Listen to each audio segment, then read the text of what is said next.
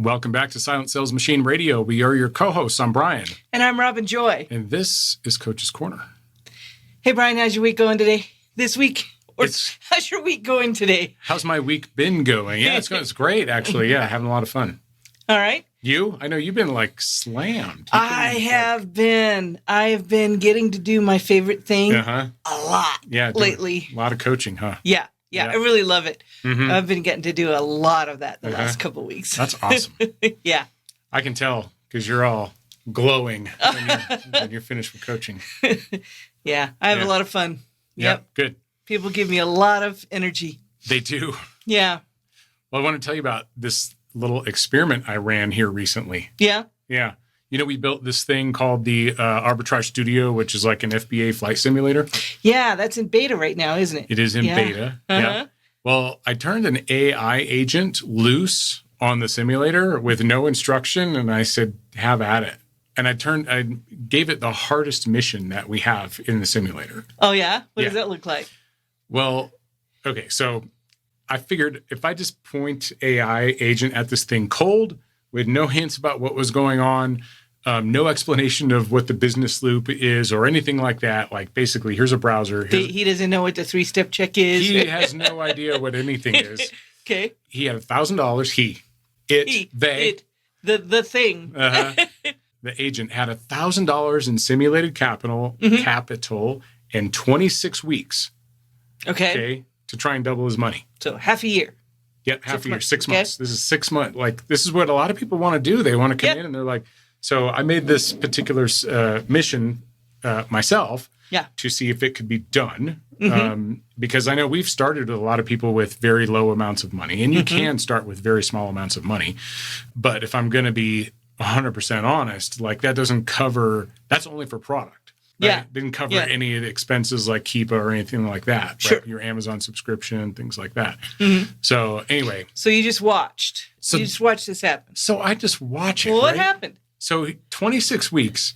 And this was one of the clearest illustrations that I've seen as the most common mistake, well, actually that we've seen in this business. Okay. And it wasn't because AI did anything weird.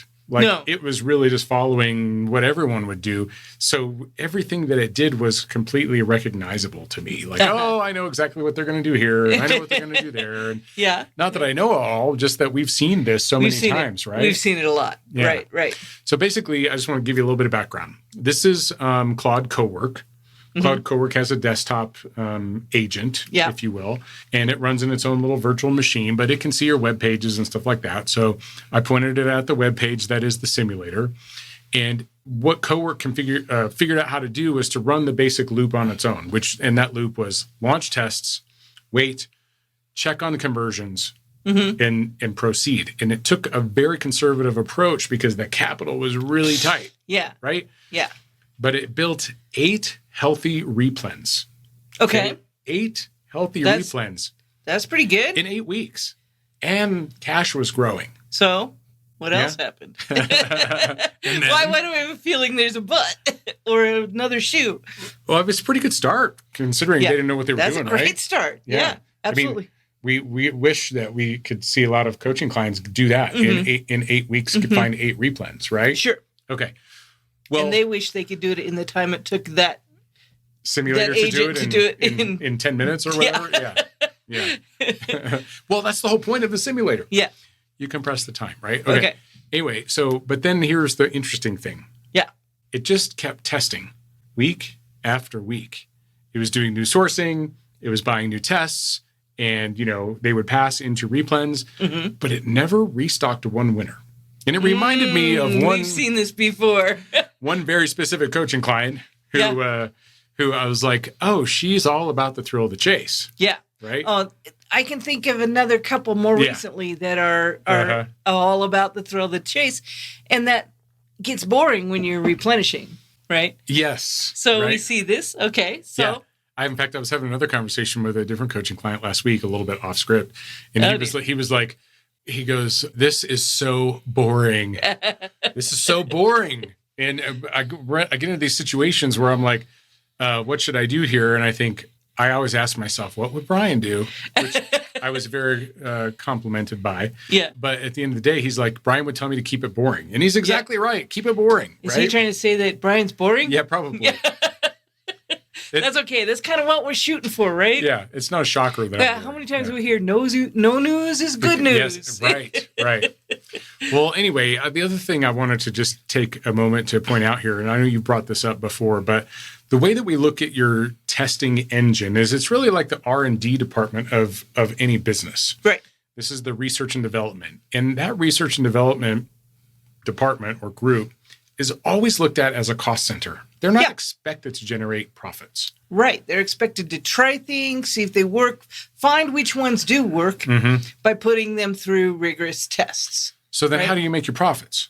Then when you find ones that do work, you put them into operations and then you keep them going in operations, meaning replenish. Yes, exactly. Yeah. And this is a structural constraint or construct in your business. Yeah. Right? Not a preference. Yeah. If you don't do one or the other. Yeah, you got to do both. You have to do both. And that was kind of the lesson that came about from this whole thing.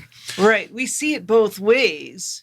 And, the thrill of the chase or the, this is comfortable. I found a few that work for me and I'm going to just stick right there with those. Yeah. But what happens when you do that? Yeah. Your pipeline just kind of fizzles out. Over time, it attrits or has attrition. Yeah. Right? And if you're not testing and filling that back up, you're not keeping that flow going.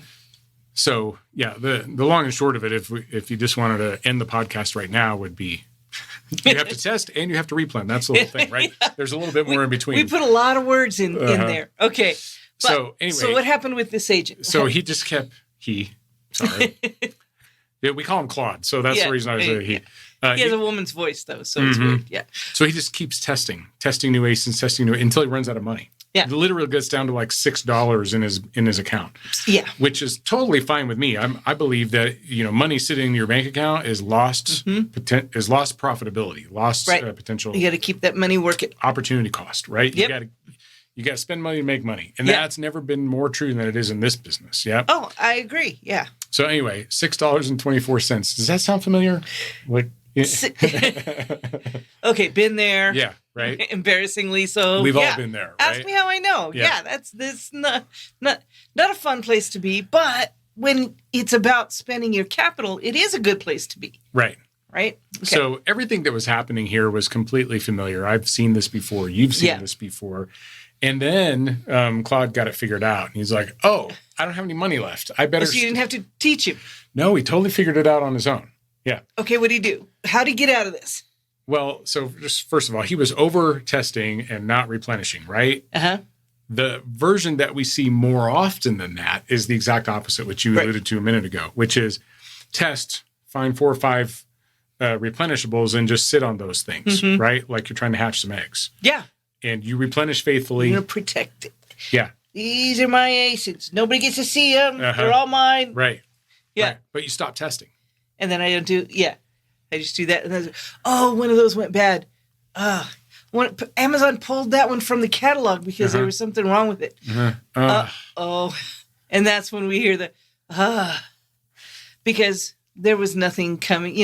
If you were testing and replenishing, then that might have been a lot easier to take. Those who have that balance, it makes it a lot easier to take. Overheard you on a coaching call, and I thought it was worth sharing here. That someone was talking about, well, I sent in this and, I sent in 10. They said they only got 2 and I only got these 8 units. And now, the world has stopped because of these 8 things or whatever it was. And you're like, look, we're going to get you to the place where that's just going to be 8:02 on a Tuesday. That's just normal course of business that something shows up not there. And then 99.99% of the time, it shows back up. And actually, often we go dive in and take a look and find out where that is. And we, if you're with a coach, sometimes they can show you where to find that inventory. But the important part is what you said. Yeah. And that's what I want people to get to the point. You have to build it. But right now, you got, 10 or 20 ASINs and something happens and they didn't get all your replenishments. That's like scary. Oh, no. The machine's falling apart. Right. When you have enough business going on and enough shipments, enough units in those shipments, that's just Tuesday. Yeah. Right? Right. And that's where we want to get you to. That happens in the normal course of business. Yep. Yeah. And we have balance for it, but we have to build it. It doesn't happen on the first day. Nobody expects that. Well, there's your excitement. There's the excitement. It's not all boring. But we want to get it to where it gets more boring. No, I know. And it just comes through. Yeah. Well, it's going to be boring because you will have seen it 100 times. That's the reason it's boring. Yeah. Right? Yeah. Yeah. And that's what it takes. Well, so the opposite here, which is let me find 4 or 5 things that I'm going to replenish and I stop testing, is then what happens is they slowly, you experience attrition with those things over time. And then when you decide to get up off the nest and check on those eggs, you turn around and there's nothing there, right? They're all gone, right? And so you are doing the right thing by replenishing. You just also have to do the other side, which is keep your R&D department going. Ask Procter & Gamble, ask Sony, ask Nike, ask any major corporation that does product development when they stop testing. Hold on. Most major corporations do product development. Exactly. That's part of the machine that they run. Exactly. Otherwise, it doesn't keep running. We know this principle. Yeah. It's just hard to adopt when it's ours, when it's against our business and our, when we're telling ourselves this, right? Yeah. Well, the one where we're sitting on those few ASINs like they're eggs and hoping for them to hatch, that's the storyline that we see most often. Right? Yeah, it is. And so I will say that Claude took the road less traveled, but it has still been traveled. We still see a number of people who do that. We do. Because that's where the excitement, can live in the business. I find it interesting that that's where he defaulted. I want to get people to default there first. To testing. Yeah. Because that's really all you can do in the beginning. And you have to build until those tests give you some replenishments. There's really no replenishing to be done. That's right. You have nothing else to spend your money on except for new tests. Yep. And you got to spend your money. You just pointed that out. Right. So basically, same graveyard, 2 different roads into it, and you can get there either way. One might get you there faster than the other, actually. But, so anyway. I'm not interested in going to the graveyard. I'm interested in something that can continue. Well, one of the things is you told it was going to end at 26 weeks. So then, hurry up and got some money turning. Yeah. The difference in reality is it doesn't end at 20. That's right. Ideally, it doesn't end at 26 weeks. Yeah. So you're continuing to move. But one thing that putting the time constraint on it, and we've seen this over and over when we challenge people, is that if we do this for a certain period of time, then we can see it differently. We just have to consistently make these moves for a period of time, a long enough period of time where we can look back and say, oh, that did make a difference. That is something that I want to do, right?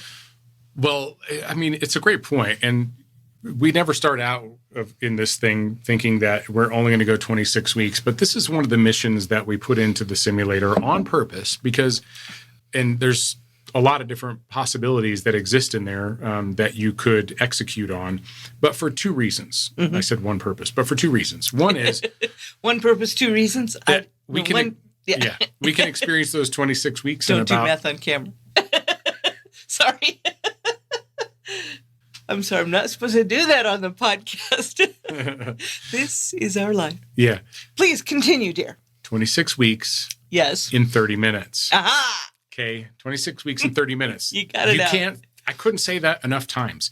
If you could experience 26 weeks of the Amazon FBA business in 30 minutes with a mission, by the way, with your challenge is double your money.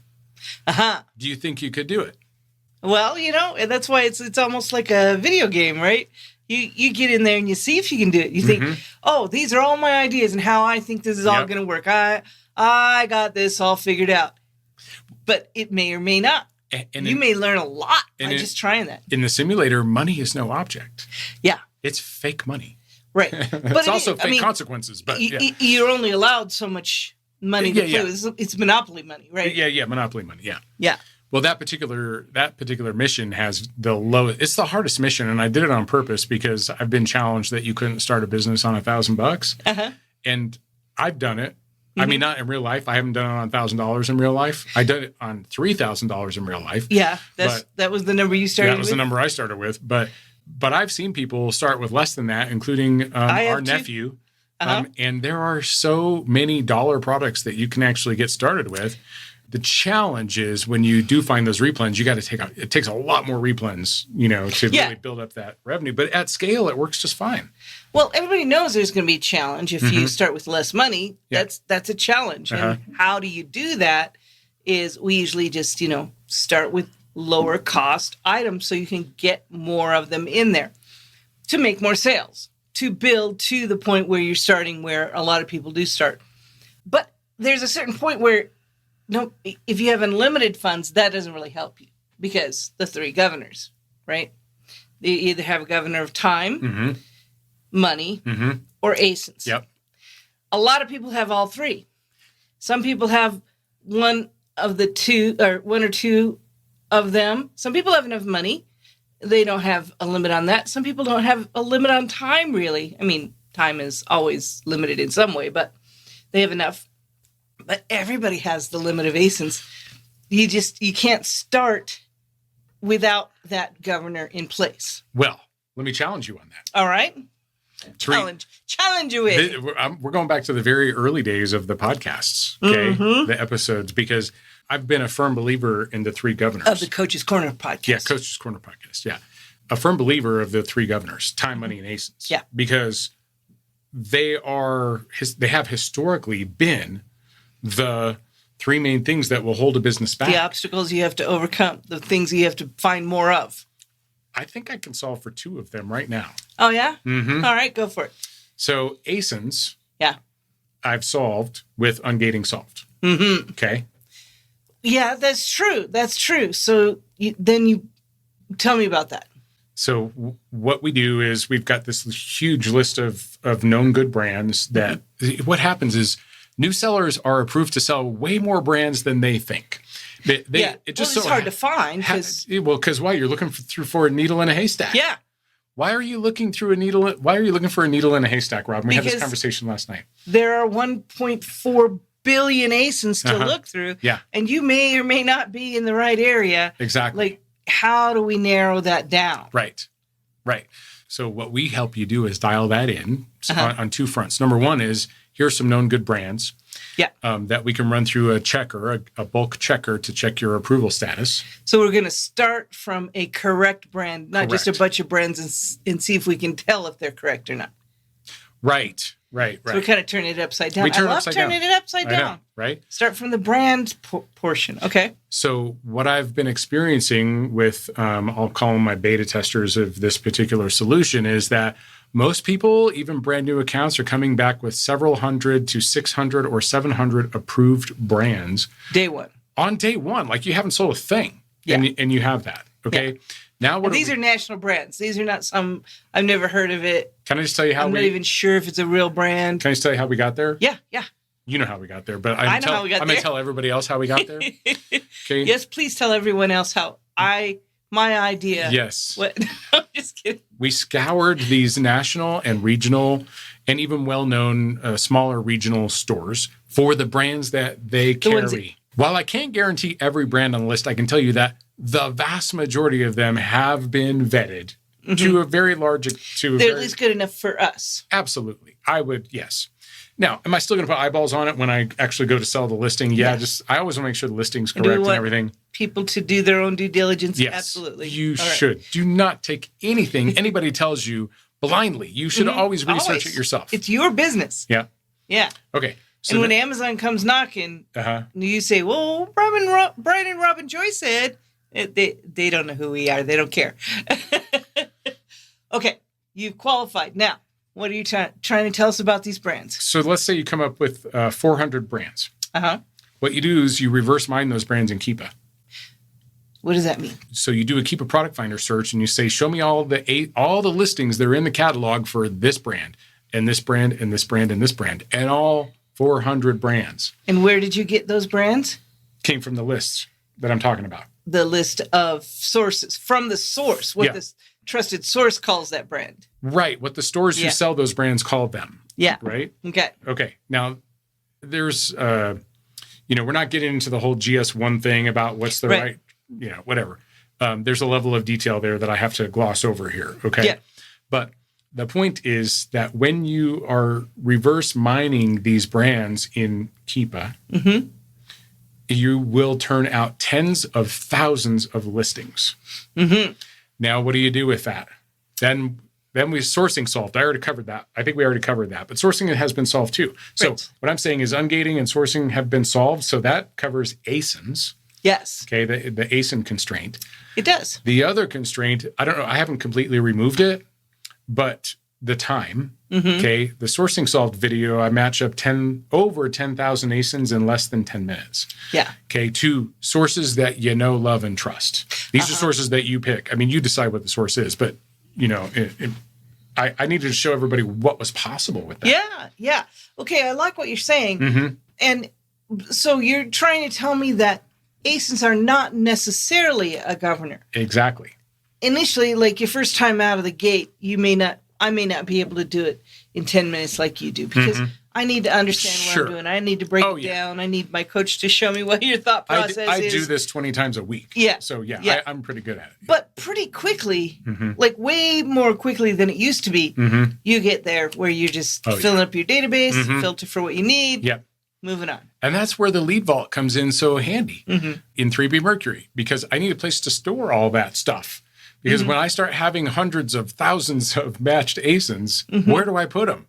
Yeah. That's a problem to have. We didn't used to have that problem. Oh, my goodness, if we'd had that problem initially, we'd have been solving for something completely different. Well, people coming into the business do have that. The constraint has been moved, and that these are new problems, not the ones we had when we first got started. Right. Yeah. So, okay. Well, that was a little rabbit trail there, but since you brought up the 3 governors, I'm saying I think I solved for at least 1.5 of those. We've solved. I say I solved, but we've solved some of those. We talked about where the constraints have moved, and we're solving. These are yesterday's problems that we're solving. Yeah. When we start looking ahead, is what problems should we be solving? What are we looking to solve next? Well, we're doing. Just to throw a couple things in there, we're doing some fun stuff. We are doing some more study on that band of what is gives us the most opportunity. Thank you. Gives us the most opportunity as the size seller we are for what we're looking for to find those underserved ASINs, as Jim calls them. We're doing more research on that and finding, between 50 and 300, it's real. And most of everything above 50, I'm talking about number of sales, is below 300. So it's not like you're really narrowing down your list a lot. We're doing that. We're working on some information about UPC codes and how you make sure that you're branded right and your UPC code is right. We're doing some work on that. So there's more stuff coming out. You want to sneak peek? You want to sneak tease us about the 2D barcodes? The 2D barcodes. Yeah. Yeah. So there's something called Sunrise 27 that GS1 is doing. And by the end of 2026, I believe it's the end of 2026, that all products have to be able to use 2D barcodes. So in that 2D barcode, think of what are those things called? The little squares? Code? No, the little squares. QR code? Like a QR code. Yeah. It holds a lot more information than just what the product is. Yeah, it can hold the manufacturer, the lot number, the expiration date. Yeah, all kinds of things. Now, don't get confused. This is not the tool 2D 2D workflow. That's not what they do. It doesn't have anything to do with each other. Yeah. But these things are common, and we're getting ready for them because we're modern builders. That's right. We got to be moving along as things change. We want to move along. We have to be anticipating what these changes are going to be. So lots of things going on. That's just a sneak peek. Yeah. You did a TikTok the other day when you listed like 5 or 6 things that you were hot on the trail of. Like you're sending these things over the finish line, one after the other after the other. It's amazing. these last 6 months, I have been the most creative and productive of any point in my entire life. You've been putting out some good stuff. And I don't know what was the catalyst for it. Honestly, I mean, I kind of know. I had a lot of time on my hands because I had surgery was one of those. And so that left me set you on a path to discovering all kinds of cool things. And now there's so many things on the roadmap, so to speak, that I'm going to be working on them gladly for a long time. Yeah. Like, I can't wait to get to them. That's how I feel about it. Yeah. Yeah, I hear you. Okay, well, anyway, just not to skip over this thing here. Were we talking about something completely different? Yeah, completely off script. Did I go off? The whole point of the simulator is not to teach you how to avoid the lesson, right? It's to teach you the lesson needs to land, right? You need to understand why. And you can go experience that in a simulated environment in 30 or 60 minutes. You can play out a whole year's worth of business in about 60 minutes and experience so many things that happen in your business in real life. I mean, this whole thing was built from our own experience plus 5+ years of coaching experience with hundreds of people. So it's not like I just took my own experience and said, this is the way it works for me. Right. So it's very fun, very exciting. And you got some personas in there. You've got, what did you name the flight? Oh, well, I'm getting there. Oh, okay. We're going to talk about him in just a minute. All right. Okay. All right. What are we going to talk about now? So basically, we just need to bring this home now, where we're talking about you have to do the you have to do the testing. Okay, so you need to budget for that. Yep. And then you have to do the replenishing, and you need to plan for that. These don't ideally compete against each other when you're funded well enough. Okay, right. It can't, like, I've done that particular mission a number of times, and I have gotten into the place where I couldn't afford to test and replenish in the same week. Just because there was no money in my bank account. Where is my money? This happens. It's on the way. It's either on the way to Amazon, or it's in Amazon, or it's waiting to come back from Amazon. Right? Those are the three places our money usually is. And so I'm waiting for money to come back from Amazon before I can move on with my business. Yeah. And this is one of the reasons that we say pace yourself. Right? Yeah. So don't send it all in one shipment. Because it's the consistency that is key. Right. And the consistency. Anyway, the one thing that I want people to hear about this is not that you screwed up because you don't have enough money to do both in 1 week. That's not a screw up. It happens. We see it happen when we've been playing the simulator. Yeah. Almost every time, no matter which challenge we're doing. Sometime around 6, 8, 10 weeks. Right? Yep. So it's going to happen. The difference is you have to make sure that you know what you're going to do if that happens. Make a choice, move on, and put it in your plan. About 6 weeks from now, you're going to notice that. Don't be all pissed off. Don't be all mad about it. It was planned. That was what you had to do, and you know this is going to affect you. So that's more important, I think, than running out of cash. Agreed. Well, so the one thing that we do have to do, I think, is prioritize what's proven over what is unproven. And if we have replens and we've got limited capital, fund the replen, because if you had to pick one or the other. Yeah. Okay. Ideally, you are doing both, at least back and forth, alternating weeks. Worst case scenario, if money is super tight. But you can't ignore the replens either. Yeah. That's your profit. That's your profit center. I'm interested to see you keep playing this arbitrage studio and do it both ways and see which way. Because you're just having a feeling right now. I want some data. No. I've played it. I've played it out. And you've tried it both ways? In the simulator, yes. I have tried it both ways. Yeah. Okay. And it works better if you. It works better if I pause testing for a week or two while I'm replenishing the ones that are working. Because why? Because we already said it. One is a cost center and the other is a profit center. I need some profits to be able to fund my cost center. Gotcha. So when I run out of seed capital, if I've run the kitty dry, as they say, then I need some profits in order to go back and fund that R&D department. Okay. All right. I'll buy that. Anyway, the other thing is you got to be careful about your stale inventory. This is what the thing that we see a lot. And this is where Claude didn't do a great job, was he would have stale inventory that hadn't moved yet and didn't appreciate the fact that he needed to sell it to recover as much capital as possible. Yeah. And that was one of even when the very first time I played it, I was like, oh, shoot, I got to get rid of this stuff. This is maybe only 80% of my capital recovery that I'm going to get, but that's money that I could put to work. Yeah. Right. And I've got profitable things I could put that money to work in, and those aren't profitable. So let me get as much as I can out of that and put it into profitable things.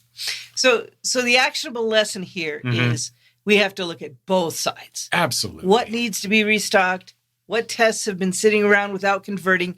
Did we do the test pricing, or did we just send it in there and let it sit? Yeah. And where's the balance there? Yeah. Right. And I think you have to be honest about which one is pulling you more, right? I think there are some people who are hunters at heart, and other people who are more conservative, and they're the replenishers at heart.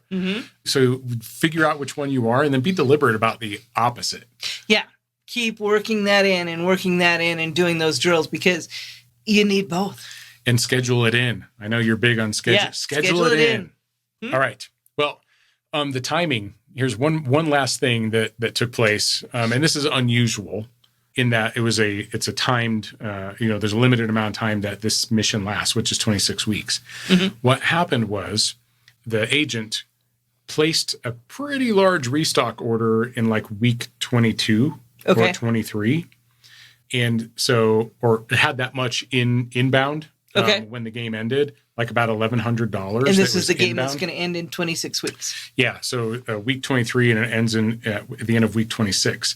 Now, we know that the lag time from the moment you buy it to the moment it becomes available, and I want to say in the prime window, is usually on the order of weeks. Yeah. Right? Yeah. It's usually more than a week. So he had all of this inventory that hadn't been fully realized yet into profit, because he was late to the game in getting his replens going.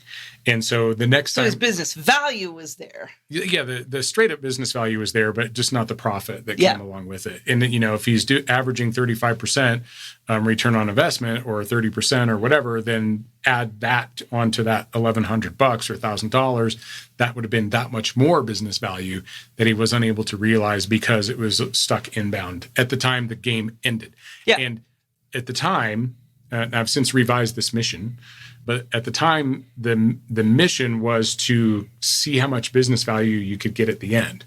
What we learned from that, and I had a couple of other different agent personas go through and play it as well as myself, is that the better challenge was to see if you could double your money. And when we framed it that way, the agents took a little bit different tact, and some performed really well and some performed terribly. But, just like in real life. Just like in real life. I mean, there are no guarantees, right? And so we have this fictional character. His name is Kranz. From Apollo 13. Yeah. And he's like the simulator's flight director.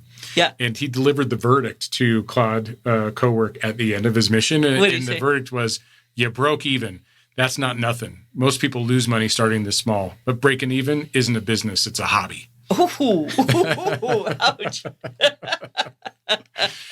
Now, to Cowork's credit here, he did improve his book, his overall capital position by 35%. So, it wasn't exactly break even, but, Krantz can be pretty hard on a person, on an agent, apparently. Well, life and death is at stake. That's right. Yeah, you got to get him home. We got to get him home alive. You got to get him home alive. Yeah. We can't, not just get him home. We got to get him home alive, or it doesn't matter. Yeah.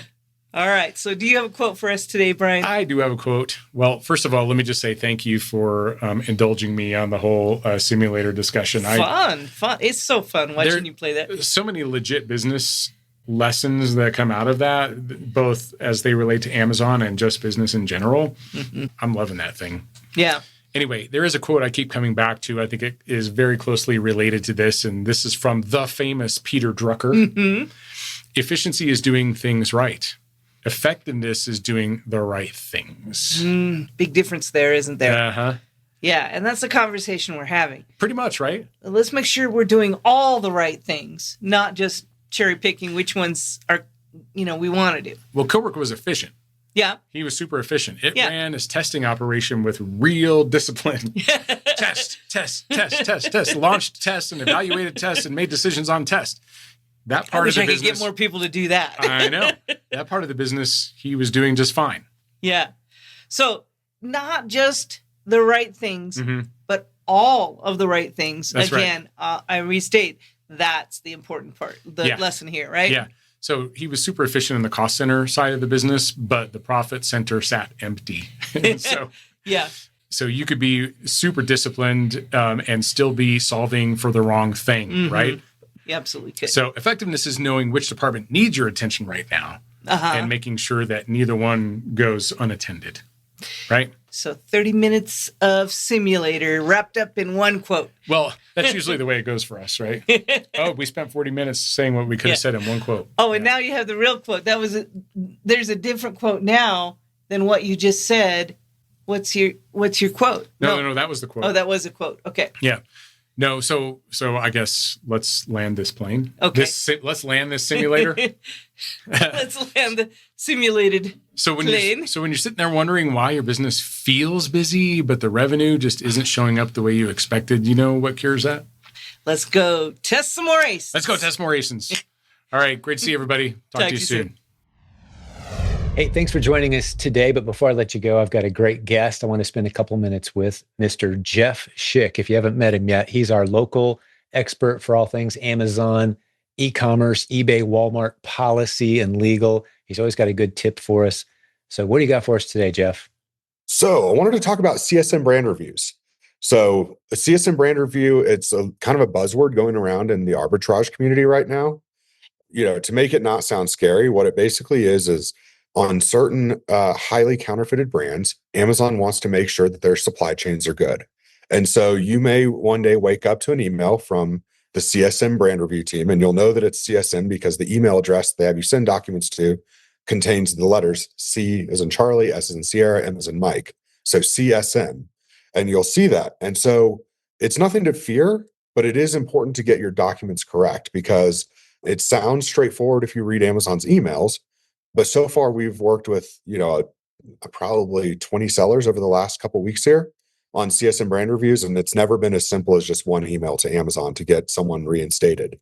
And what happens is they don't suspend your entire account. They just take away your ability to sell the brand that's under review until you're able to prove your supply chain. So on the bright side, you're not losing everything, but you are losing, some people might be losing, say, Nike, and if Nike makes up 80% of their catalog, then they're effectively losing almost everything. So it is important to know what you're doing. Every time you submit something to Amazon, it is a submission. So the same rules that would apply to account suspensions apply. Do not send them an email saying I'm working on collecting the documents. They do not care, but that is a failure. You will receive a failure on your account for sending that. It is a waste of your time, and it is a waste of their time, and it's a waste of an appeal slot. So definitely, to reiterate, sellers, I know you think you're being helpful. You're hurting yourself. Don't send them we're working on this email. They either give them what they're looking for or wait until you can. Or better yet, get jeffschick.com working on the case for you so you get it right the first time. Yeah, exactly. I mean, that too. I will tell you, our clients that are on retainer have been saving $2,000 a pop for each of these CSM brand reviews we're helping them with. So clients that aren't on retainer, we're happy to help. It is $2,000 as a flat rate to assist with the CSM brand review. If you are on retainer and you get the CSM after you've signed up for the retainer, then it's covered. And so you don't pay anything extra. So, even if you were to sign up using that, Jim's coupon code, which is mistake, if you were to sign up today and pay $1 for the next 30 days of coverage and you got a CSM brand review tomorrow, that $1 covers you. So you're not having to pay the full $2,000 fee. Right. And what is that coupon code again at jeffschick.com? It is mistake. So, like the top 10 mistakes sellers make, one of them being not signing up for our services before they need us. Exactly. Excellent. Good tip. And jeffschick.com is the website. Get over there, sign up for a few dollars per month. You can be covered on all these little painful correspondence things that come from Amazon, the legal, the policy things that pop your way. Just send them over to Jeff. The way a good accountant gets everything from the IRS for me, right? I just send him everything. I don't have to worry about it. So yeah, appreciate you, Jeff. Great tip today. I hadn't heard about that one, so I really appreciate you dropping that on us, and have you back next week. Okay. Sounds good. Thank you. Thank you.